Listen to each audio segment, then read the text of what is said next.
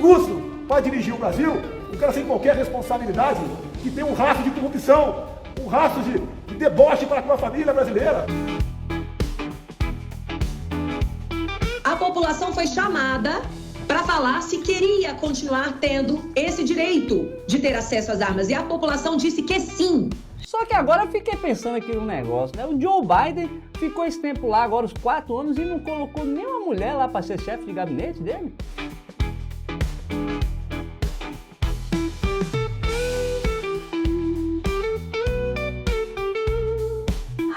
Isso vai intensificar, vai jogar gasolina no fogo e vai intensificar as lutas populares. Eu não vou botar a Câmara em policial meu de maneira alguma. Por que todo mundo contra Boulos? Não é porque eu acho o Ricardo Nunes grande coisa, eu acho ele um puta de um bunda mole.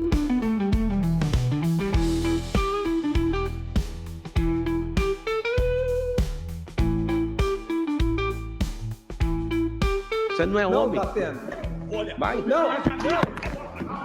Nossos comerciais. E nós dizemos não à redução da maioridade penal. Chanceler Alemanha.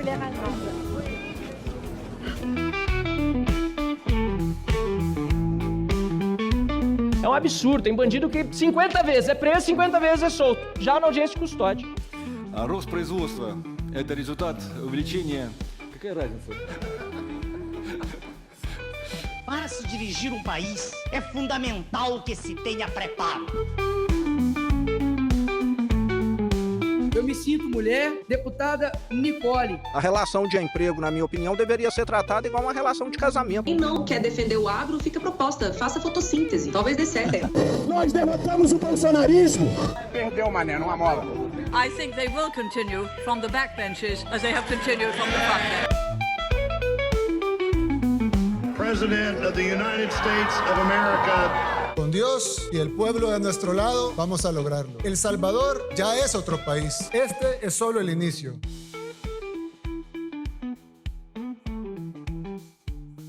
Vamos dizer que a democracia está falida e nós, salvadores da pátria, vamos precisar substituir. E aqui tem uma mulher que tem coragem, que desafiou o sistema. De novo o mundo se curva ante o Brasil. Viva a presidenta Dilma. País de jumento. Eu tô saudando a mandioca.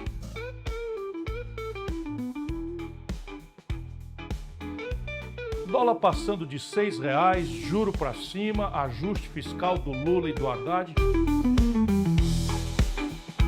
Liberdade de expressão, ela é absoluta, né? Eu não tenho medo de você, inclusive. Boa! Fuck you, Elon Musk. Go to hell. You're not stopping me. Não renunciarei. Repito, não renunciarei. Portanto, fazemos um discurso, mas, na prática, nós continuamos autoritários.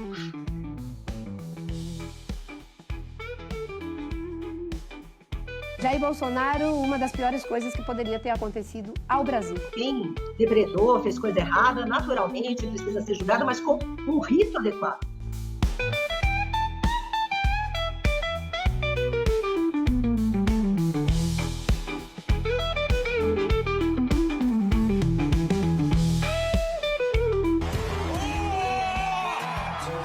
The future is gonna be amazing!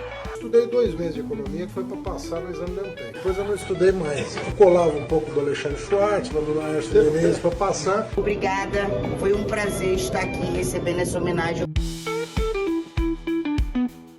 Viva la libertad, carajo!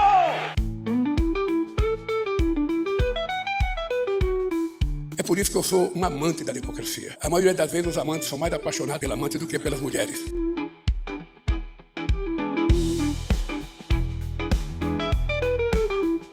And we've reached a point where it's just too many mistakes and too much censorship. So we're going to get back to our roots and restoring free expression on our platforms.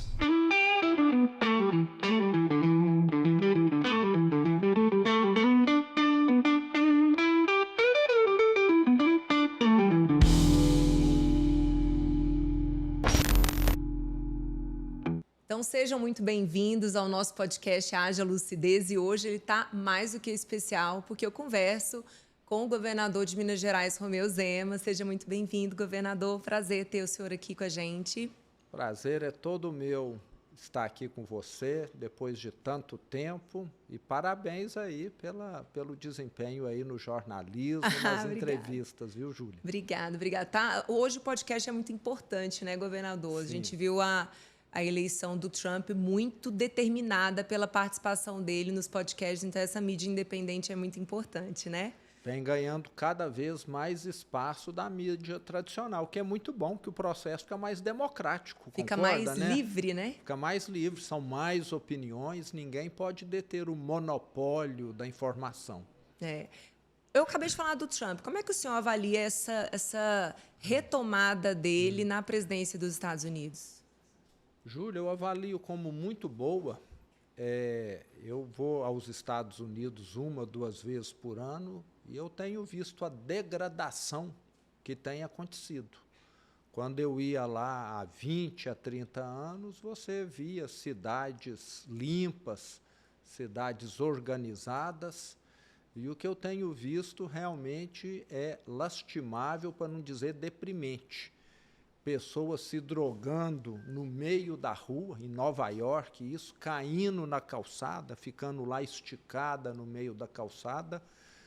Me parece que para tudo tem limite e você precisa pôr um basta. E me parece que um governo populista, onde tudo é permitido, porque caso contrário você pode estar tolhendo alguém, não é bem por aí. Então, acho que precisamos de algo mais organizado, de algo que venha para fazer diferente. Acho essa alternância extremamente importante. E ele que falou que quer rever a máquina do governo, e máquina do governo, eu acho que já tem 100 anos ou mais que ela só vem encorpando, acho que na maioria dos países do mundo. E me parece que ele quer mostrar que é possível fazer diferente. Estou muito confiante. E nós temos aqui o nosso vizinho Argentina, o Milei, que parece que está dando uma chacoalhada para mostrar que é possível. Então, eu sou adepto de mudança, eu sou adepto de sempre estar tentando algo diferente, porque é desse jeito que a evolução acontece. Isso não significa julgar fora a tradição, aquilo que deu certo, não. Mas significa, pelo menos, você sair da mesmice. E parece que o Brasil e alguns outros países caíram aí na mesmice de sempre. E aí a gente viu o presidente Milei fazendo realmente um enxugamento da máquina. O Trump também já cortou algumas ajudas americanas a organismos internacionais, saiu da OMS, né, trazendo uma economia gigantesca para os cofres. E essa é a sua marca no governo, né, governador Romeu? O senhor cortou bastante, né, o tamanho das despesas de Minas Gerais. Muito. Eu falo que o meu governo é um governo austero, um governo técnico, um governo que talvez nunca tínhamos tido em Minas Gerais. E que, Júlia, está dando resultado. E eu falo que, em gestão, se você quer fazer algo, em vez de falar, comece você fazendo. Comece você dando o exemplo. Em Minas, nós precisávamos economizar. Quer coisa melhor do que o governador dar o exemplo? É o mínimo, na realidade, né? É o mínimo, não é? Agora, se eu quero economizar, dou emprego para a minha parentada, para a minha companheirada, todo mundo voando de avião para lá e para cá, todo mundo só com banquete, só gastando. Como é que eu vou pedir economia? Não tem como. Então, eu fiz questão, né? Não moro no palácio, só com isso são 32 empregadas que ficavam por conta do governador. 32 empregadas? Lá, além das 32, era um clube, né, que eu acho que funcionava 24 horas por dia, com almoço, com banquete, para os amigos do rei. Eu posso até, governador, antes da gente começar, o senhor estava aqui no telefone com a sua ajudante de casa. O senhor ainda gerencia a sua casa? Gerencio, estava com problema lá de vazar água na torneira da pia, me parece, que ela me relatou. Então... Aí ela liga diretamente para o senhor. Ela me passou uma mensagem, não ligou não, mas passou aqui uma mensagem. Então, resolvo, né? Tem um pé de manga lá, eu apanho as mangas lá. Eu vejo. É até bom que é uma lavagem mental, você concorda? Não é? Aqui no Brasil, Júlia, parece assim que alguém é eleito, principalmente eu acho que governador, presidente. E vira rei, né? Não sei se prefeito acontece, vira rei, né? Aí precisa de motorista, aí precisa de palácio, precisa ter um aparato gigantesco. E nós estamos aqui para servir as pessoas e não para ser servido. Então, parece que tem uma confusão muito grande. Não sei se é herança do império que nós já fomos no passado, se é da nossa cultura que gosta dessa pompa, desse tipo de tratamento, mas é muito ruim, porque isso distancia o gestor dos problemas do mundo real. É como se ele entrasse numa bolha e desconhecesse totalmente a realidade que aquelas pessoas da cidade, do estado dele, estão vivendo, né? Exato. Vamos pegar lá o prédio aonde eu trabalho, o edifício Tiradentes. Para o governador e vice-governador, nós temos lá 4 elevadores privativos. Tem necessidade disso? Mandei trancar todos e uso o elevador de uso comum.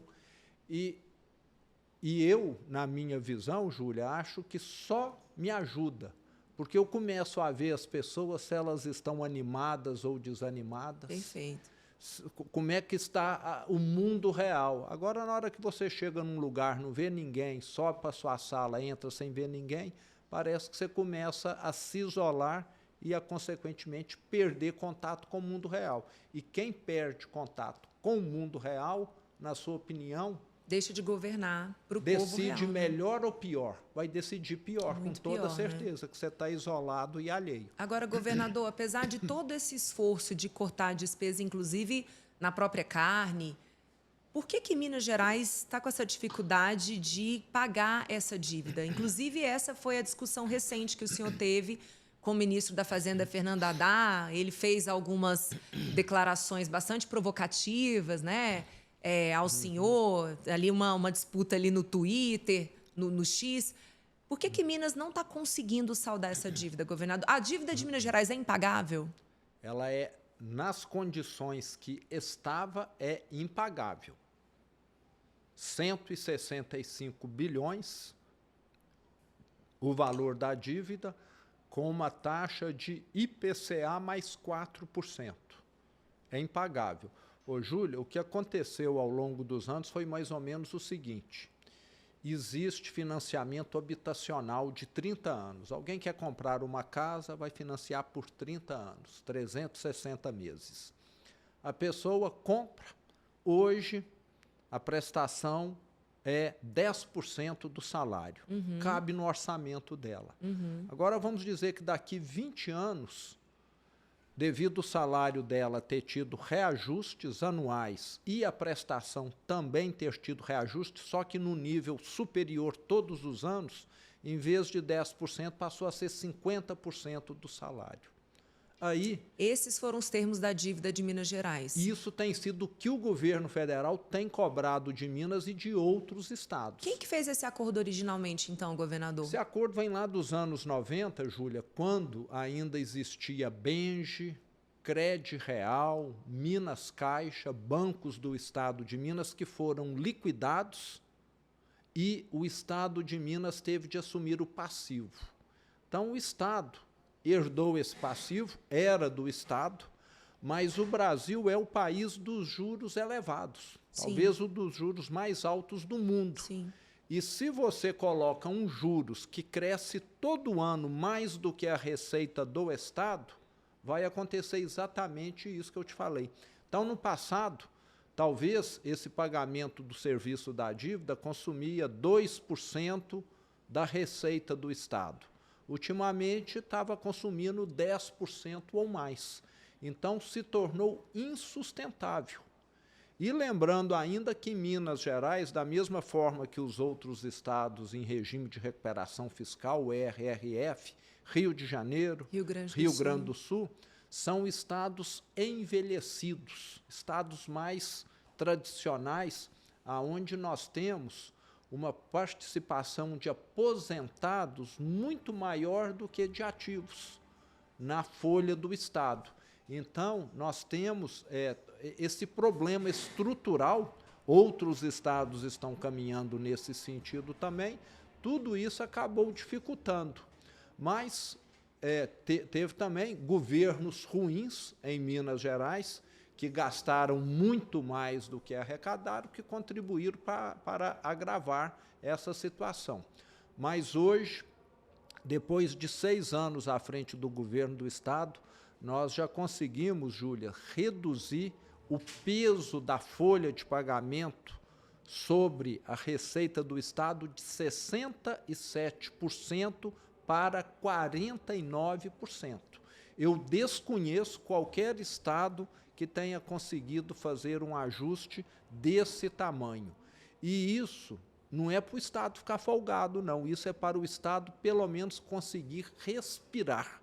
Então, depende de uma austeridade, de uma disciplina muito grande para poder fazer isso. E esse trabalho tem de continuar. Se ele não continuar, o que nós fizemos até hoje está sujeito a ser perdido com uma administração irresponsável. E é um trabalho que não é fácil de fazer, né, governador? É, inclusive, impopular, né?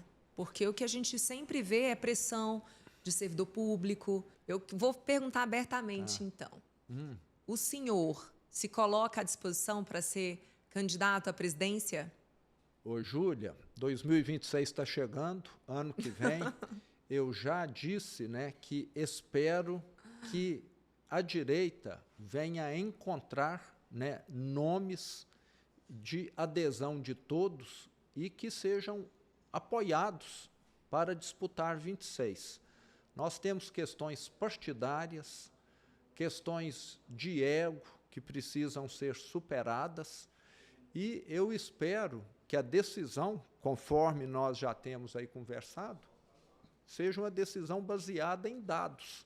As pesquisas estão demonstrando que alguns nomes são mais viáveis, outros nem tanto, e que trabalhemos em grupo, porque aí a chance de nós sermos bem-sucedidos aumenta muito.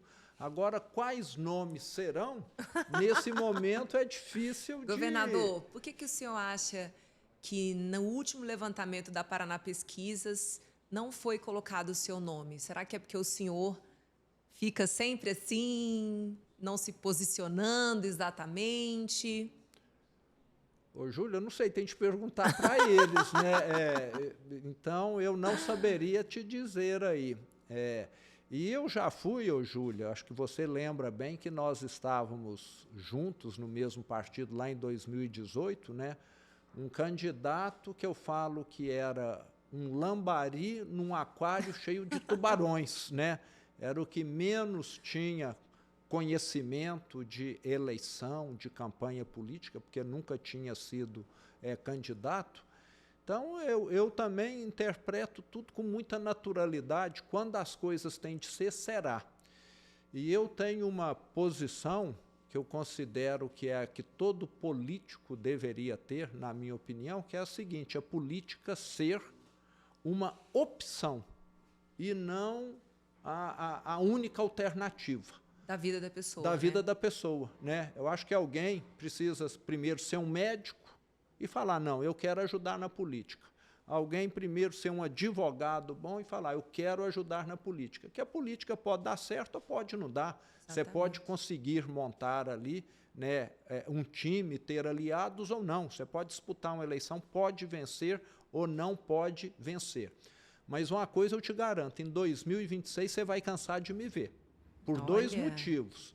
Primeiro, que eu vou estar apoiando o vice-governador, professor Matheus, como candidato a me suceder em Minas Gerais, com respeito a todos os outros nomes. Ele é o melhor, ele conhece a máquina, hoje ele é meu braço direito e esquerdo. Se o Nicolas, do PL, pudesse ser candidato, ele pode, na realidade, ser candidato, né? A governador já, o Nicolas. Não sei se ele tem idade. Vamos supor que ele possa. Sim. Então, não teria o seu apoio. A não ser que o professor Matheus esteja junto com ele, entendeu? Quem sabe os dois viriam juntos, né? Tudo é possível em política, você sabe muito bem. Mas o meu apoio, eu já disse, até porque o professor Matheus é meu braço direito e esquerdo hoje. Então, eu tenho, e sei que ele conhece, que ele vai dar continuidade a esse trabalho de austeridade, a esse trabalho de tornar a máquina pública de Minas Gerais cada vez mais moderna, mais eficiente, melhor para o mineiro. Nós estamos avançando muito na educação, na saúde. Mas aí todo mundo vai ver muito o senhor, então, ao lado do Matheus Simões. E também na campanha presidencial, ou sendo candidato, ou apoiando um candidato da direita. Aí vai depender, como eu te disse, do que for visto daqui por diante. Mas eu estarei trabalhando muito. Quem recorda... Vice também? O senhor poderia ser vice numa chapa? Só se fosse, Júlia, para ter um ministério, porque para ser vice-rainha da Inglaterra eu não quero não, sabe? Não faz muito parte do meu perfil. Qual ministério que o senhor iria? Fazenda? Fazenda, né? Ou fazenda, ou não é indústria e comércio, não é desenvolvimento. O nosso lá é Secretaria de Desenvolvimento varia, Econômico, né? Que é uma belíssima secretaria, né, governador? Inclusive, nessa área de estar ajudando no desenvolvimento econômico, né? Eu não poderia ir para a saúde, porque eu acho que na saúde tem que ser um médico, né? Acho que na educação tem que ser alguém que fez carreira na educação. Então, acho que a área que eu poderia estar contribuindo mais é essa ligada à indústria, comércio, etc. O senhor está falando muito, então, que depende de uma conformação da direita brasileira para o senhor estar numa disputa à presidência. A ideia, por exemplo, que algumas pessoas aventam de o próprio Novo ter sua candidatura própria, como é característica do Novo, né? O Novo fez isso em 18, fez isso em 22, não necessariamente dependendo desse grupo organizado da direita. Então, isso não é algo que o senhor cogita? Uma candidatura independente de Romeu Zema à presidência? Vai depender do partido. E tem um lado também, Júlia, que eu não posso desconsiderar, que é o meu compromisso com o partido. Eu acredito nas propostas do Partido Novo. Eu falo que é o partido mais coerente que nós temos no Brasil. O Novo possa chover canivete, fazer sol, ele mantém aquela proposta dele. E nós temos muitos partidos, infelizmente, na sua maioria, fisiológicos, que ficam se transformando naquele momento de acordo com a conveniência. E a longo prazo, Júlia, isso vai ser uma marca do Novo, isso vai trazer credibilidade. Porque o Novo, quem ver, vai falar, não, esse partido eu sei que a posição dele é sempre essa aqui. Ele é sempre o quê? Menos Estado, mais então, indivíduo. O senhor não sai do Novo? Quem sabe o Novo fale, Romeu, pode ir. Migra para migra, porque vai ser bom, faz parte aqui do nosso projeto. Então, pode ser.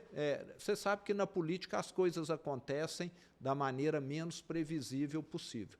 Mas eu quero estar muito trabalhando para o Novo e, como eu falei, vou estar trabalhando muito 22, lembrando 2022. Eu ganhei em primeiro turno em Minas Gerais e fui dar meu apoio ao presidente Bolsonaro. Porque eu acreditava no segundo turno, que aquele projeto era o melhor para o Brasil. E vou trabalhar sem ganhar nada, o que eu quero é ajudar a varrer a sujeira. E nós vamos varrer a sujeira, que tem muito em Brasília, apoiando um candidato da direita. Como que o senhor avalia hoje o governo Lula? Que nota, de 0 a 10? 4.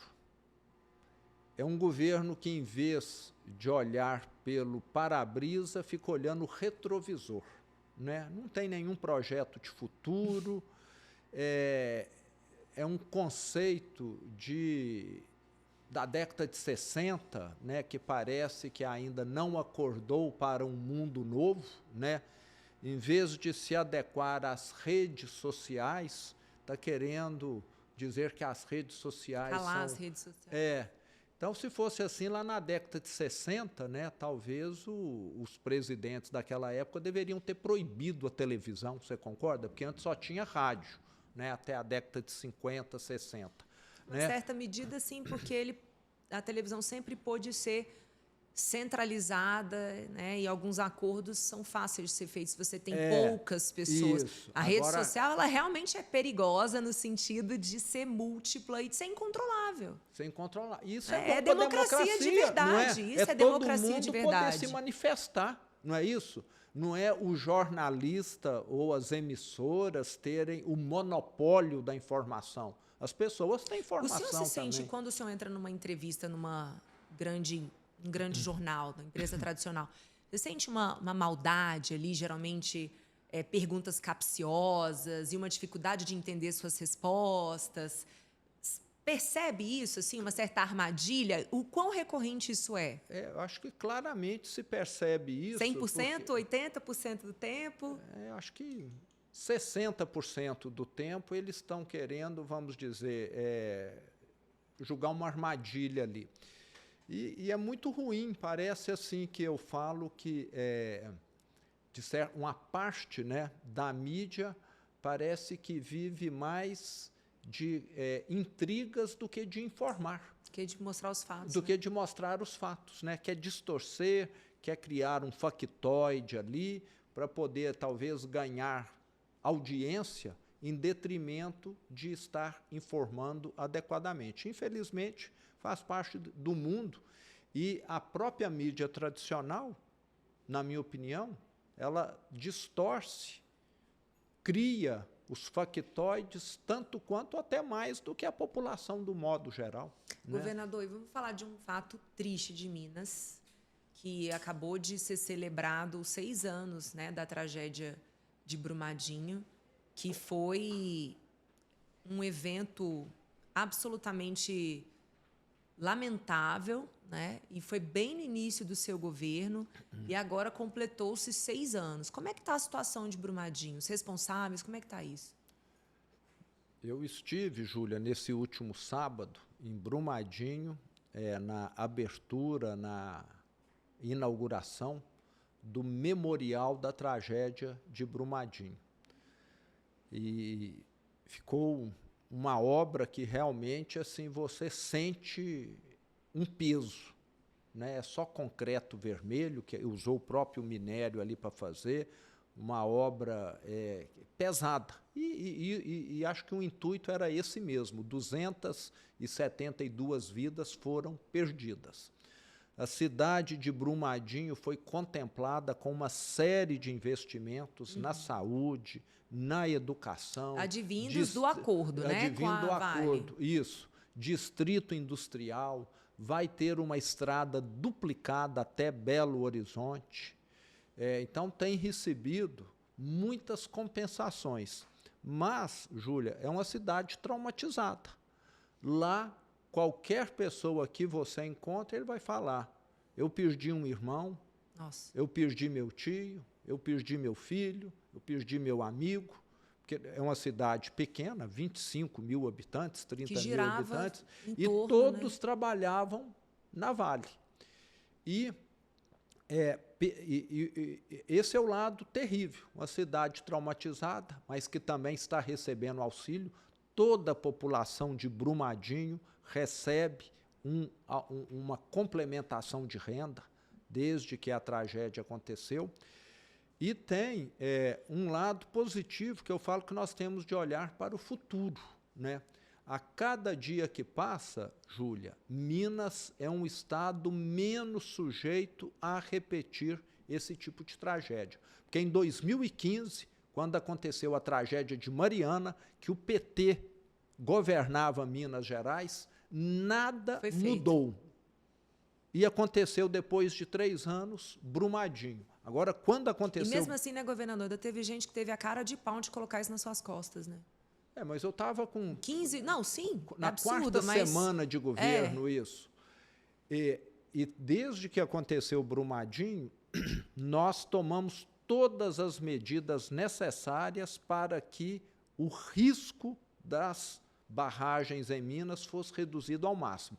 Das 54 que oferecia... E o Estado está fiscalizando. Está fiscalizando. Porque não basta ter a lei ali. O Estado... Aí é o papel do Estado. Né? Então, o que nós fizemos? 54 barragens com risco, Júlia. 17 já não existem mais. O material foi retirado. As outras estão em andamento.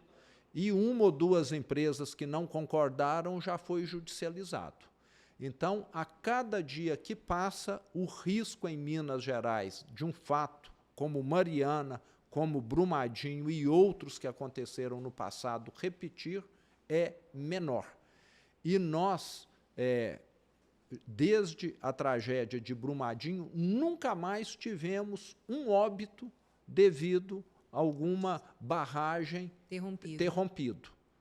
Já tivemos caso de barragem que vazou, etc., mas sem vítimas. Então, está tendo hoje um monitoramento, um acompanhamento e também o desmonte dessas barragens que oferecem risco. Então, daqui a 3 anos, 5 anos, nem eu mais serei governador, esse trabalho vai acabar e o Estado vai ser um Estado isento desses riscos. A gente realmente espera isso.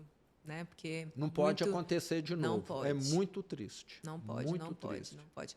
Agora, governador, um dia desses eu vi no seu Instagram uma publicação mostrando que hoje Minas Gerais é o estado que tem a menor taxa de natalidade do Brasil.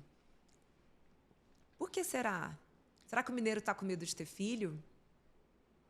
Ô, Júlia, isso é igual eu te falei, parece que faz parte, né? Aí é causa e também é consequência, né, desse processo de envelhecimento. É Minas, é Rio Grande do Sul, é Rio de Janeiro, são esses mesmos estados. Eu acho que tem a ver com essa questão de ser um estado mais velho no Brasil. Eu não sei se você já Isso viu. Eu não sabia. É o estado mais velho. Até a década de 30, 40, Júlia, Minas Gerais era o estado mais populoso do Brasil. Depois que São Paulo ultrapassou Minas. Então, Minas é um estado que, vamos dizer, devido a esse perfil, foi envelhecendo. E na hora que o estado envelhece, é natural que haja menos bebês. Menos bebês. É bom e é ruim, né? É bom porque você passa a sobrecarregar menos alguns equipamentos públicos, vamos dizer, principalmente educação, né? Mas é ruim que você passa a ter muitos aposentados também. E no Brasil, né, eu falo que orçamento público você não administra, é o sistema que administra, né? Você tanta lei, né? Você tem um mínimo para a educação e um mínimo para a saúde. E nós temos estados como Minas, Rio Grande do Sul, que são estados envelhecidos que têm de gastar o mesmo com saúde e educação do que Roraima, do que Mato Grosso, que são estados jovens que estão com a população crescendo. Então, deveria haver aí uma compensação. É a mesma coisa que você falar, toda a família tem de gastar X% com educação. Agora, os filhos já estão com 50 anos. Você vai pagar a escola para filho de 50 anos? Essa é a velha discussão da renegociação do Pacto Federativo Brasileiro, né? Que cada estado deveria ter mais autonomia para gerir suas finanças, independente da ordem da União. Aqui no Brasil nós temos essa ideia de que um iluminado que fez uma regra, isso que vai resolver os problemas. E não é, né? Você precisa estar vendo caso a caso como é, e cada estado tem uma demografia diferente, e cada município também. Né? O mesmo problema que o Estado enfrenta, os municípios muitas vezes enfrentam também. O senhor, se fosse senador de Minas Gerais, então levantaria essa bandeira, assim, da autonomia do Estado, de definir como utilizar o orçamento? Com toda certeza. Acho que orçamento engessado é orçamento que, em alguns momentos, ou vai ter excesso ou vai ter falta. Então, a situação muda com o tempo. E essa regra foi feita no momento, inclusive, que o Brasil era diferente. Não sei se ela tem 25 anos, 20 anos, era outro Brasil. Hoje é diferente, a regra está aí engessada e, muitas vezes, distorcendo o gasto. E o senhor, se fosse senador, que é um grande pleito hoje da direita, né? Ter a maioria no Senado. A ideia de impeachment de ministro do Supremo, como é que soa isso? Júlia, eu falo que no Brasil nós temos algumas regras que precisam ser alteradas. Como? Né? Eu, como governador do estado, passam lá por mim diversas demissões. Nós demitimos gente na Secretaria da Educação, na Secretaria da Saúde, da Polícia Militar, da Polícia Civil, porque fez algo errado. Já vi, você também já viu, né, vereador, deputado ser expulso, ser demitido porque faltou com decoro, porque fez algum ato grave. Agora, você já viu algum juiz ser demitido? Não, ele só é aposentado. Aqui no Brasil eu falo que se você está numa carreira de juiz aqui, é como se você tivesse obtido o atestado de perfeição, porque você está isento de erros. E perfeito só é Deus, né? E para mim perfeição é só Deus, você deixou de ser humano, né? Então acho que você é atestado de Deus que você obteve. Então precisamos mudar. Eu acho até que nós temos excelentes quadros no judiciário, 98% muito bons, mas tem 2% ali que pesam para os 98% que são bons. E deveriam, né, ou ser eliminados ou até, dependendo do caso, ir para a cadeia. Nós temos assistido aí tribunais de justiça onde desembargadores têm cometido barbaridades aí. Então, acho que até em nome da credibilidade da justiça deveria mudar. Infelizmente, me parece que temos uma lei onde nenhum juiz pode ser condenado. Então, para mim, ele... E aí nisso entra também ministro do Supremo. A mesma coisa, né? A mesma coisa. Então, acho que em todo lugar que tem gente boa, tem gente ruim e tem gente que deve continuar e não deve continuar. Mandato para ministro do Supremo, senhor? Sou favorável. Acho que ministro... Mudança na entrada também, na regra de entrada também? Porque hoje a indicação do presidente da República... Nunca nenhum nome não foi aprovado no Senado, na sabatina. A sabatina é praticamente um carimbo, serve para, né, a finalidade ali não é executada mesmo no sentido de analisar, de fazer um crivo daquela indicação. Acho que aí, né, nós temos aqui no Brasil, me parece que essa quase que permissividade, né, talvez a palavra seja essa, vamos dizer, de um Senado também no barrar um nome que talvez não atendesse os critérios do Supremo. Mas eu sou muito favorável a tudo ter um limite de mandato. Acho que nós temos países em que o cargo é vitalício, a pessoa está com uma idade onde ela já não tem condição de desempenhar, e eu sou favorável, Júlio, sempre fui à renovação, até na minha empresa. Eu saí da empresa que eu criei com 52 anos de idade. Eu falei, eu quero ver essa empresa caminhar, quero ver essa empresa funcionar bem sem a minha presença. E está funcionando? E está funcionando, está lá investindo, é um setor Mas que o senhor não cuida mais da empresa, nada? Não é nem conselheiro? Eu recebo algumas informações, quando estou de folga troco algumas ideias, mas muito pouco, quase que zero praticamente. Eu fiz questão... eu falo que as coisas têm que ser igual filho. Nós não vamos estar aqui para cuidar dos filhos para sempre. Você já tem uma filha que está começando faculdade de medicina. Os meus já formaram. Então, você tem de criar as coisas para funcionarem, você tem de contribuir, aperfeiçoar. E parece que eu vejo um apego desmensurado por parte de algumas pessoas com cargo, com poder, ou com não sei o quê. Uma dependência. Vício, é como se fosse um vício até químico assim, que a pessoa tem. Vício, E eu quero também, Júlia, se Deus quiser, eu vou fazer isso novo, né? Provar que eu, né, em determinado momento, vou sair da política e não quero ficar dando pitaco, não. Igual não dou pitaco lá na empresa, também não vou querer, não. Não vai ficar ali comentando no tweet. Eu quero, você sabe o que é? É preparar sucessores para fazer bem feito. Eu acho que aqui no Brasil parece que na classe política não há preparação de sucessores. O que se vê muito aqui é gente que entra e que adquire os mesmos vícios que já existiam há 20, a 30 anos atrás. Até mesmo porque quem está não permite o crescimento, então, o surgimento e o crescimento. O senhor sente isso também dentro da direita? Uma tentativa de monopólio?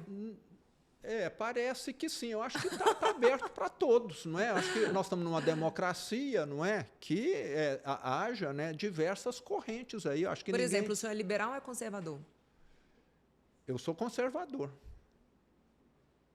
Né? Conservador nos costumes, agora na economia eu sou liberal. Eu quero que as pessoas tenham, né, liberdade de empreender, não fiquem, né, dependendo de licença, de alvará, de carimbo da prefeitura, nem do Estado, nem do governo federal, mas em termos de costumes, eu sou conservador, valorizo muito a família, valorizo muito a vida. Então, nesse ponto, eu sei que depende aí do critério. Da corrente, né? Da corrente aí. Mas a minha visão de mundo é essa. Teve um momento, governador, teve um momento ali que uma ala mais conservadora criticou alguns livros, né? A atitude de divulgar, de distribuir alguns livros no estado de Minas Gerais que tinham ali pelo menos um pouco, uma conotação de ideologia de gênero. O senhor sabe? Sei. Dessa polêmica, como é que o senhor responde a isso? Já que o senhor é conservador. Então, Júlio, eu acho que tem coisas que são decisões, foro individual de cada um. Na escola que você frequentou, que eu frequentei, acho que a escola não deve interferir em qual religião você quer optar. Se você quer ser evangélica, quer ser católica, quer ser espírita, é uma decisão de cada um. E acho que a escola também não deve fazer nenhuma apologia a que sexo você quer ter. É uma decisão que a pessoa acho que vai tomar, às vezes, não sei se na adolescência ou quando adulto, e deixa a criança viver a infância dela. Então, acho que parece que tem gente que quer trocar as fases. Eu acho que sexo a pessoa vai aprender na hora que alguns amadurecem mais cedo, outros mais tarde. Acho que você pode ter, né, alguma coisa orientada para educação sexual. Falar, quem for fazer, que se previna para não engravidar, que se previna para não ter doenças, etc. Agora a questão de opção de gênero... Mas aí gente... Eu acho que o senhor está falando muito de bom senso, né, governador? Acho que todo mundo concorda com isso. O problema é quando a gente vai para a parte prática da coisa. Então, por exemplo, o senhor falou que a escola não tem que intervir na religião. Isso. Então, quando a gente fala sobre ensino religioso pago pelo contribuinte, sim ou não? Ô, Júlia, eu acho que nós temos de vender esses valores familiares. A família é importante. A família...